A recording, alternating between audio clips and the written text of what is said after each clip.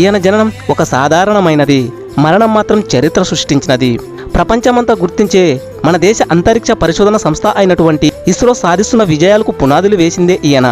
ఈయన జీవితమంతా వెతికిన ఈయనపై ఒక్క విమర్శ గాని మచ్చగాని లేని మనిషి అతడే అబ్దుల్ కలాం. దేశంలో ఎంతో మంది రాష్ట్రపతులు ఉన్నా ఈయనలాగా మన మనసుకు దగ్గరైన వ్యక్తి మరొకరు లేరు. 2002లో జరిగిన రాష్ట్రపతి ఎన్నికల్లో భారతీయ జనతా పార్టీ అభ్యర్థిగా అబ్దుల్ కలాంను ప్రతిపాదించగా ప్రతిపక్ష కాంగ్రెస్ పార్టీ కూడా మద్దతు తెలిపిందంటే ఈయన నిజాయితీ ఎలాంటిదో అర్థం చేసుకోవచ్చు. రాష్ట్రపతి అయినప్పటికీ ఎంతో నిరాడంబరమైన జీవితాన్ని గడిపాడు.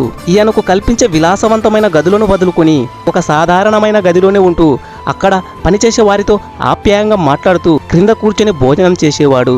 దేశ చరిత్రలోనే ఎక్కువ మంది ప్రజలను కలుసుకున్న రాష్ట్రపతిగా అబ్దుల్ కలాం నిలిచాడు. ఈయన గ్రామీణ ప్రాంతాల అభివృద్ధికి పురా అనే ట్రస్ట్ను స్థాపించి తనకు వచ్చిన ఆదాయాన్ని ఆ ట్రస్టుకి ఇచ్చేసేవాడు.